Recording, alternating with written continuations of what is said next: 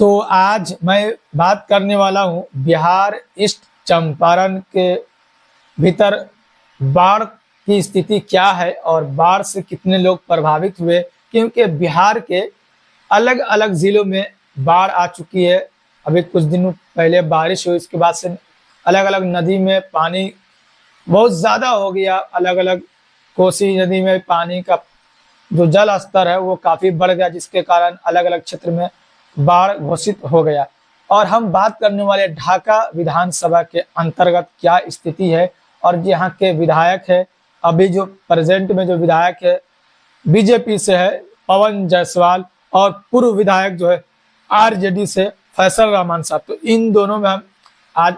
मतलब कंपैरिजन करेंगे कि अभी जो बाढ़ से लोग प्रभावित हुए, जो बाढ़ से पीड़ित लोग हैं, उनके पास कौन पहुंचे और दोनों नेता में कितने उनके कार्यकर्ता या उनकी टीम किन किन लोगों तक पहुंचने का काम किया और लोगों तक पहुंच करके उनके जो भी जरूरियात की चीजें है वो देने का काम किया किन की तरफ से। इस वीडियो में हम इसी को लेकर चर्चा करेंगे। ढाका विधानसभा 21 से जो 21 संख्या है विधानसभा ढाका, इसमें जैसे कि मैंने बताया कि यहाँ के विधायक जो बीजेपी से पवन जायसवाल जी, तो इनके द्वारा और पूर्व विधायक फैसल रहमान साहब जो कि काफी टक्कर देते रहते हैं और काफी बड़े नेता फैसल रहमान साहब जो कि ढाका विधानसभा के अंतर्गत की अगर हम बात करते हैं तो ये बाढ़ जो आई, बाढ़ में बहुत से लोग परेशान हुए। बहुत से ऐसे लोग हैं जिनके घर तबाह हो गए, पानी में बह गए, उनके घर जो कच्चे मकान थे वो टूट गए, पानी में किसी न किसी तरीके से वो खराब हो गए। और बहुत से ऐसे लोग जो पानी में फंसे रहे या उनके पास खाने पीने की चीजें खत्म हो गई। तो विधायक जो ढाका के हैं पवन जायसवाल जी, उनके तरफ से भी मदद की गई, उनकी टीम की तरफ से मदद की गई। जैसे कि विधानसभा के अलग अलग जगहों पर जो कि खाने पीने की जो चीज़ें है, राशन की चीज़ें है, वो पहुंचाने का काम किया गया। जैसे कि बाढ़ प्रभावित क्षेत्र में हीरापुर में भी बहुत से लोग ऐसे जो बाढ़ से प्रभावित हुए, उसमें भी वहां पर भी अन्य लोगों को जमा करके उनको राशन देने का काम किया। बीजेपी विधायक पवन जायसवाल की तरफ से अगर उनके सोशल मीडिया अकाउंट को अगर उठाकर देखते हैं, मैं यहाँ पर लगा रहा हूँ, तो उन्होंने अपने अकाउंट पे डाल रखा है कि उनकी तरफ से क्या क्या मदद की गई और अलग अलग जगह पर जो पीड़ित परिवार से मिले भी। और क्योंकि जब उनके प्रतिनिधि होते हैं, जो भी सांसद या विधायक उनके इलाके के, जब उनसे मिलते हैं, जब वो किसी मुसीबत में होते हैं, खासतौर से अभी की हम बात करते हैं तो अभी लोग बाढ़ से प्रभावित है और उन लोगों तक अगर साधन पहुंच रहा है सरकार की तरफ से या विधायक की तरफ से, किसी की तरफ से, तो लोगों में काफी खुशी होती है। क्योंकि मुश्किल घड़ी में अगर किसी की तरफ से उनके खाने पीने के लिए 2-4 टाइम का अगर सामान पहुंच जाए तो इससे बड़ी बात कोई हो नहीं सकता है। और उनको एक उम्मीद भी होती है कि हमारे पास फलाने साहब की तरफ से, फलाने साहब की तरफ से, फलानी टीम की तरफ से कुछ मदद मिलेगी। लोग इंतजार में बैठे रहते हैं। तो एक तारीफ के लायक इन्होंने काम किया कि बीजेपी विधायक जो है पवन जायसवाल जी जो ढाका के, उनकी तरफ से उनकी टीम ने और खुद वो मौजूद रहे और अलग अलग इलाकों में जाकर के वितरण करने का काम किया राशन। क्योंकि कभी राशन की जब बाढ़ पीड़ित लोग होते हैं उन तक राशन पहुंचना बड़ी दिक्कत वाली बात हो जाती है, वो पानी के भीतर गिर जाते हैं। बहुत सारी ऐसी जगह होती है जहाँ पर नाव के द्वारा उन तक राशन पहुंचाने का काम किया जाता है। तो इसी में जैसे कि बहुत सारे ऐसा टोला, जैसे कि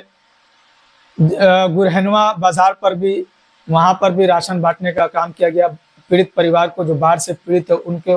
और बहुत अलग अलग जगह पर जहां जहां भी बाढ़ से लोग परेशान थे ढाका 21 विधानसभा के अंदर, तो विधायक के द्वारा मतलब सहायता की गई। अगर वहीं हम पूर्व विधायक फैसल रहमान साहब की बात करते हैं, अगर उनके हम सोशल मीडिया अकाउंट को अगर खंगालते हैं, देखते हैं, तो उनके सोशल मीडिया अकाउंट पर कहीं पर भी, मैं सोशल मीडिया के द्वारा ही ये खबर दिखाने की कोशिश कर रहा हूँ, कोई भी आजकल नेता या कोई भी इंसान या किसी भी टीम कोई मदद करने पहुंचता है तो उनका फोटो वगैरह आजकल जरूर खींचा जाता है और अपने अपने प्लेटफॉर्म पे डाला जाता है, क्योंकि ये आम बात हो चुकी है। तो पवन जायसवाल के तो ट्विटर हैंडल या फेसबुक अकाउंट है, वहां से मैंने देखा तो अपडेट मिली कि वो लोगों तक पहुंचने का उनके द्वारा काम किया गया उनकी टीम की तरफ से। लेकिन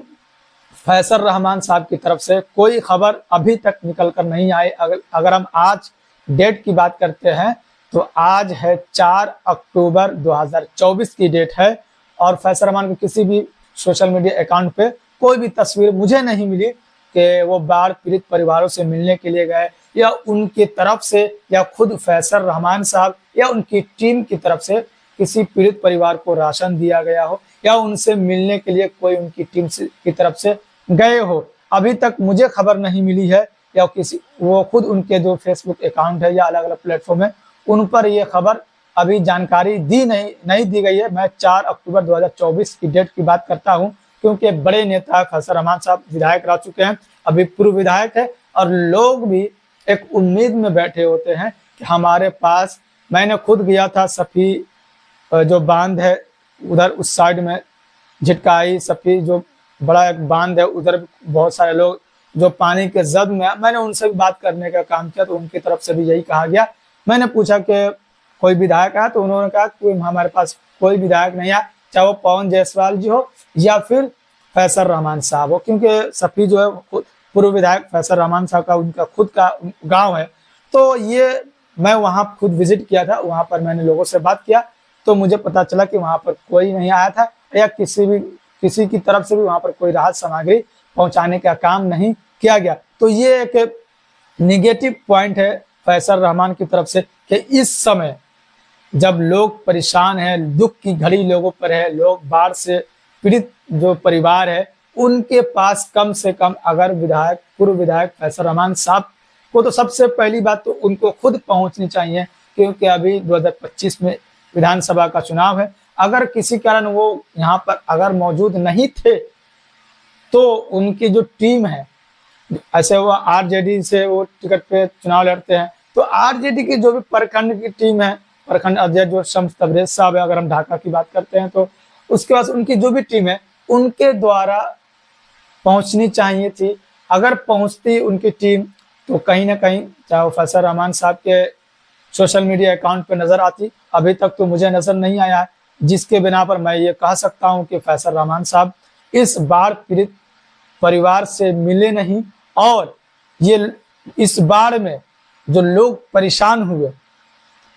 बहुत लोग तबाह हुए, बहुत से लोग ऐसे जो बेघर हो गए, उनसे भी मिलने का काम नहीं किया गया पूर्व विधायक फैसल रहमान साहब की तरफ से। तो ये एक अच्छी खबर नहीं है, क्योंकि लोगों को उम्मीद होती है, चाहे वो आप पूर्व विधायक हो या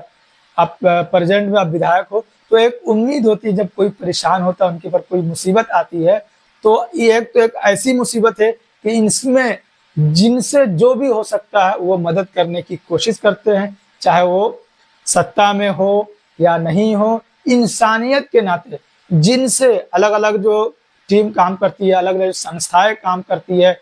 आप अलग अलग क्षेत्र में देखते होंगे कि पूरी संस्था जब बाढ़ घोषित हो जाता है, जो क्षेत्र, उस क्षेत्र में अलग अलग संस्था घूमती हुई नजर आती है, और उनकी तरफ से जो भी राशन देने का काम हो या राहत सामग्री, उनकी तरफ से जो भी हो, मेडिसिन का काम हो, वो सब किया जाता है। लेकिन फिलहाल दुख के साथ ये खबर मुझे बताना पड़ रहा है कि जिस तरीके से प्यार और सपोर्ट देते हैं फैसल रहमान साहब की तरफ